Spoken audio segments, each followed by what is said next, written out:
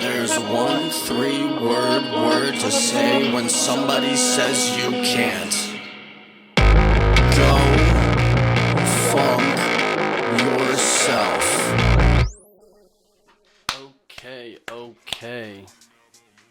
A terrible day for crypto yesterday. Make it 2 Black Swan events for 2022. The first one was the crash of Luna and Terra, the stable coin. And now the second is our boy, our savior, quote unquote, FTX and Sam Bankman-Fried. So let's get into it. I'm here briefly, just want to answer questions as to what happened and dumb it down for those that maybe don't know a lot about crypto but are interested in why the market saw such volatility yesterday. So where do we start? We start with Sam Bankman-Fried, known as SBF, his background and how he even started FTX, the exchange based from the Bahamas. Okay, so we're gonna start here. Sam would trade Bitcoin arbitrarily.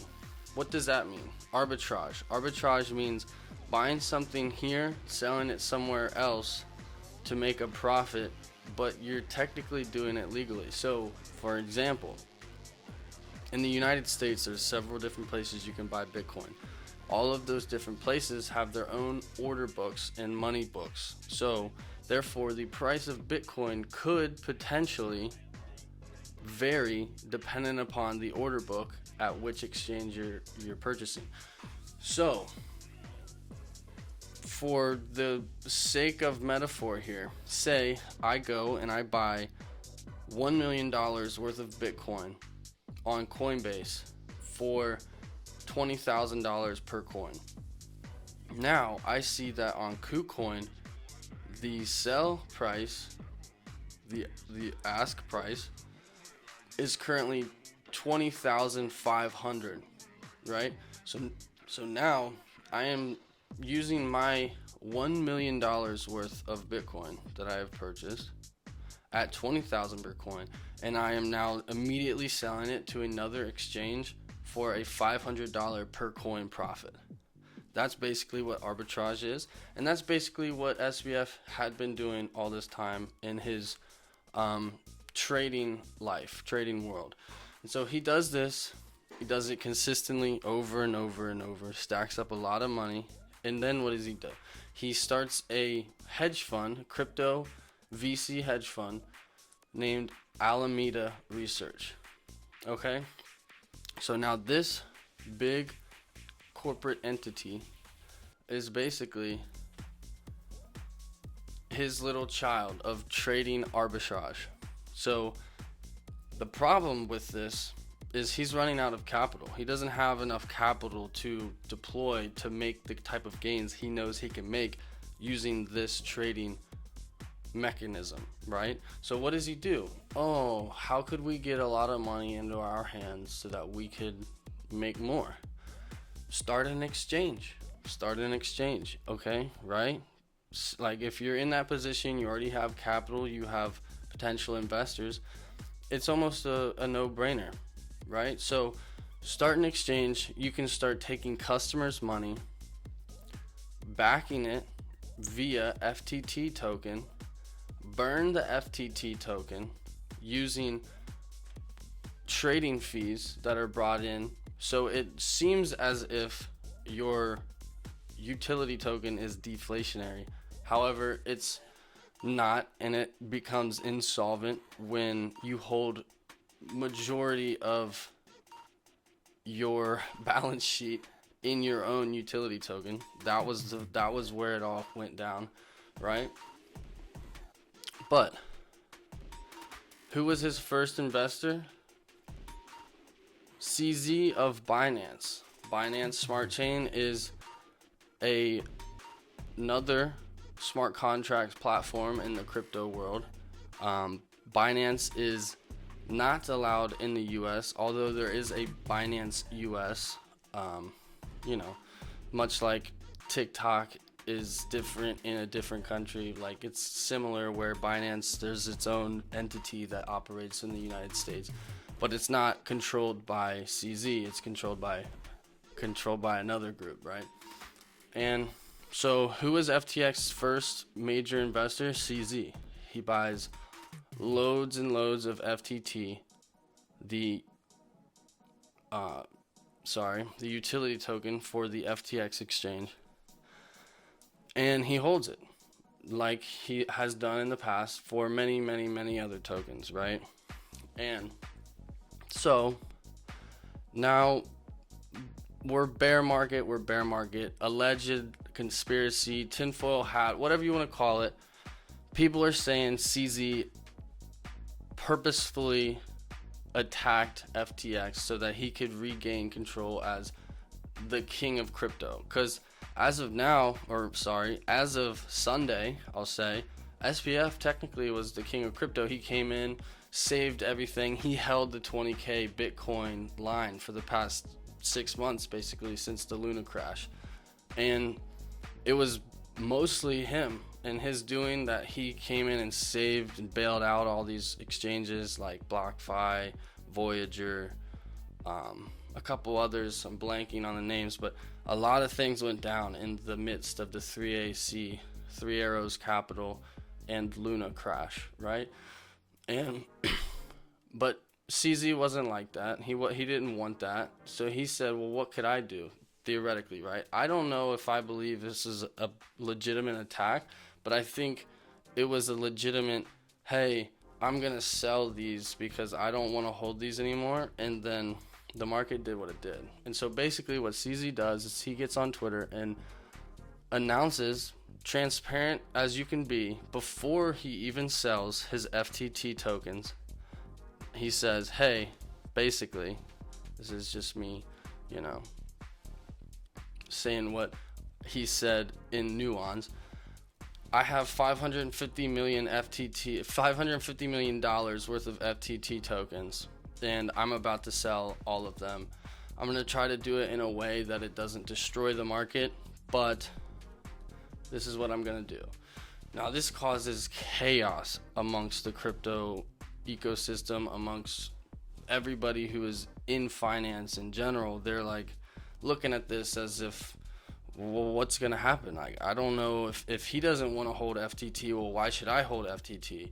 Now, shareholders of FTX are scared. They're unsure what to do. They start pulling their money. What does that do? Well, it shows and creates a insolvency at FTX, aka they don't have all the money that their customers have deposited into FTX. The number that you see in your FTX account is a number on a screen. Doesn't mean that they had that money, right? Because they went out and they were borrowing money, giving money here, giving money there, investing in this here, investing in this there, right? And so ultimately, FTX has to halt your withdrawals. So as customers, now you're getting even more upset. You're now taking it to Twitter, you're taking it to Reddit, you're taking it to the internet, and basically talking bad, saying this company is bad, you shouldn't be going there, you shouldn't be giving them your money, all that, right? So the FUD starts, the fear, uncertainty, and doubt. The FUD just circling FTX. And this happens a little bit for a couple days, and then yesterday morning we see it. SBF Sam, CEO and founder of FTX, comes out and states, we are currently in a non-binding contract to sell FTX to CZ of Binance. How ironic. How funny the circle comes. SBF said it himself. Our first and last investor, CZ of Binance. So basically, where are we now? Crypto is in a free fall. Crypto is trying to find its next support levels. And it sucks for those involved. It sucks for those that are new this year and didn't know that this could happen. Me personally, I felt as if there was another leg down. I didn't quite know how it was gonna rear its ugly head, and I certainly didn't think it was gonna be FTX, if I'm quite honest with you, because, well, it seemed as if everything was smooth over there. But in hindsight, and hindsight's always 2020, right? In hindsight, the guy who starts a venture capital fund and an exchange with the money earned from arbitrage leverage trading Bitcoin crashes? In hindsight, it seems as if it was always going to happen, right? You're never going to get fully away with it. You'll have a nice run. You might make hundreds of millions and billions of dollars, but if you're greedy and you keep going and you don't know when it's time to just stop and say, hey, maybe we should just stable up, buy some USDC, buy some treasury bonds, like just a little bit risk off, and we maybe won't see this black swan event. But so it goes. The space is better for it. It was necessary, right? In terms of where we are now, especially for my beloved coin Solana. One of the biggest holders in Solana was Alameda and FTX. Solana has nuked down bad. But guess what? It's not the end. And all this really means is there's another group of actors that we don't necessarily want. They might be bad. They might be good. They might be, shady. Whatever it is, there's going to be a new group of people that leave this space. And ultimately, the space can be better for it. I think that the people that stick around are those that truly see what this technology is. They're not the people that are here in the hopes of making a fortune. Certainly, we all believe it's possible to make that fortune, right? I certainly believe it's possible. I know that I'm going to do it in the future, but I know that it's not going to be from trading cryptocurrency. It's going to be from building something and creating something that's worthwhile that involves the technology, right? And so for a guy like me, a musician, a creative, it's rough and it sucks and it's a hard day. It's a hard pill to swallow, but it's just another one of those hiccups in the road where we understand that we're just really, really early, and seeing these types of things happen is inevitable. And I said this on Twitter yesterday. I think it's kind of funny. The people that are left in this crypto space are those that show up to the party in high school way too early while the parents are still in the kitchen getting ready to leave for their night out.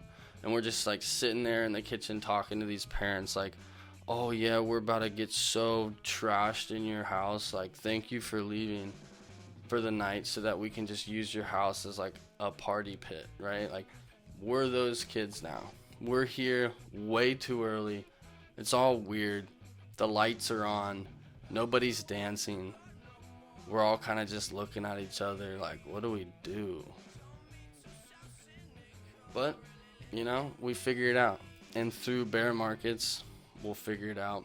It's happened before. It'll happen again. I'm not counting Solana out. I'm not counting anything out. Well, maybe counting FTX out.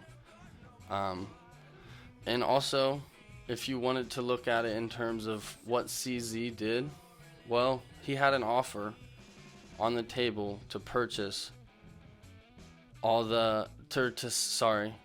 to sell all the FTT, OTC, over the counter to Alameda Research at the price of $22, and CZ decided not to.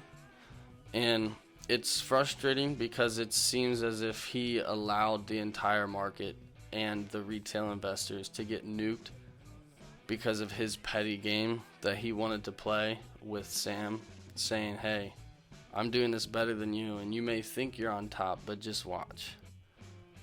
But it just goes to show it's a dog-eat-dog world. You never know who's out to get you. You never know what's really going on behind the scenes.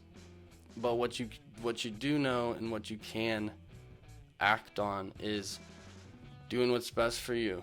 And if right now what's best for you is to sell and come back in a couple months when the dust settles, in a year, whatever, then do it.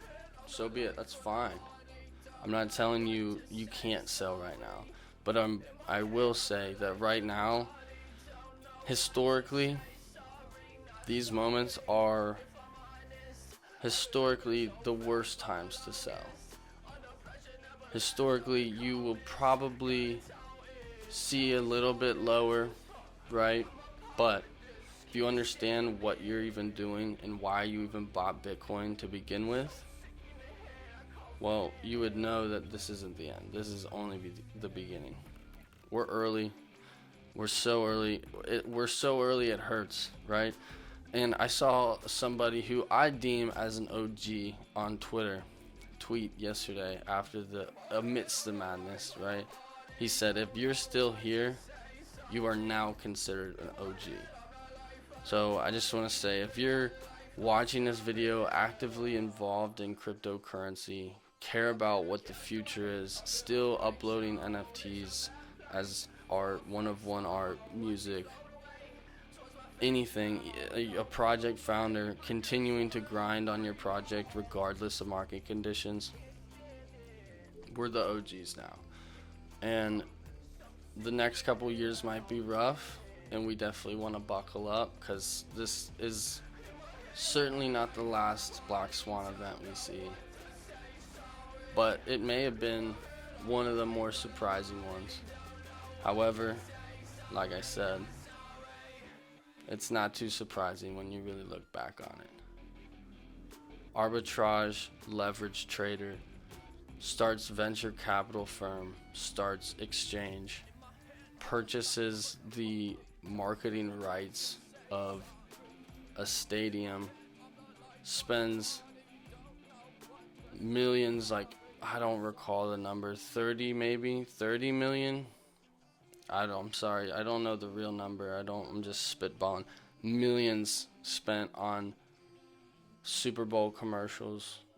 You remember that Super Bowl commercial about, like, the guy who kept refusing the new innovations? He was like, a wheel? What's a wheel? We don't need a wheel. We've got this. What's a car? We've got this. You remember that commercial? That was FTX.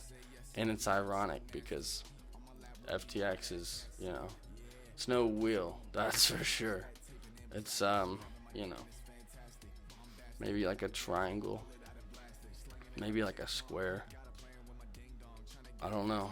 I would say a triangle, because I think a triangle is the furthest you could get from a wheel. If you got like a decagon, you could probably get going downhill. But a triangle, damn, you really gotta get a big shove to start moving. And, that's what he got with his investor, CZ. He got a big shove to start moving. And, CZ ultimately saw on the balance sheet of Alameda that it was about 50 to 60% of their entire balance sheet holdings were in FTT, their native token that their sister company FTX created. That is immediate failure. And the fact that CZ was able to see that and act on it and ultimately implode the market on itself just goes to show that there's some whales out there that you don't want to with, right? So Just stick to your P's and Q's. Do what you need to do. And like I said, if you need to sell, sell. Go into this next year with a little bit of dry powder. But again, historically, selling on a black swan event usually leaves you wrecked. If you sold in the black swan event this past spring when Luna crashed, you sold the day of, you missed a 30% recovery within the next week that you could have sold out into, and then obviously it fell back down, right? But this is crypto, it's volatility. This is what you're signing up for, and you must understand that before you even throw any money in. But right now, the name of the game is DCA, dollar cost average. Weekly, daily, monthly, just however you want to do it based on what you are bringing in terms of your fiat money. Buy a little bit consistently, here, there, everywhere, and I think that you'll be fine. Again, my condolences to everybody that lost it all. I'm certainly not in a great spot, as Solana took the brunt of this downfall. But Solana, the tech is still here to stay, and the builders are still here to stay. We still have a cell phone coming out. Like, the soul phone, dude? Are you kidding me? Hit me up on my soul phone. Hit me up on the soul phone, because it's not going anywhere. It's going to be here. I got the pre-order. I got the Saga Pass. MFers, it's time to build. It's building time. It's building time, and it's almost like for free building time. That's the coolest part. It's like everything is so far in the gutter, you don't have to spend a lot of money to create something beautiful that could be worth more in the future, right? And that's all I really got to say. I just wanted to come on here, wrap things up, and give you my insight as to what really just happened with the crypto market and with FTX and Binance. I think it's a pretty crazy thing to see happen, to live, watch happen, to wake up and see all your friends on Twitter either gone or frantically tweeting about how they lost it all. It's eye-opening. It makes you realize that it's not all peaches and rainbows, you know. Sometimes there's some deep pits of despair. But the ups, the downs, the ebbs, the flows, that's life. And it wouldn't be life without it. So, wouldn't be cryptocurrency without it. Go fund yourself. Market recap. Just had to share my thoughts. Appreciate you listening in. And I'll be back. Adios. Lay it up, think not, I'ma dunk it. Dance to your sweat like a swamp, say don't get. Shred that shit and collect money. Bone from the chest, and rockin' with the best, get down. I won't let them say nothing. WD, we ain't a wee bit rusty. Slide on the beat, watch me get adjusted.